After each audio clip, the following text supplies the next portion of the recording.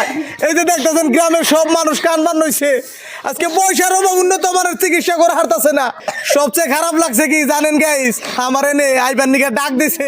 আমি আইতে আইতে ইনারা হসপিটালে নিয়ে গেল এত সিরিয়াস হয়ে গেছে গা গাইস কথা কইনা যদি বিশ্বাস না করেন একটা ফোন পে নম্বর দিছি দেখেন ওই নম্বর আপনারা যোগাযোগ করেন আগে দেখেন ভিডিও কল করে তার বাদে নাকি পয়সা দেন এই যে গ্রামবাসীরা যে আছে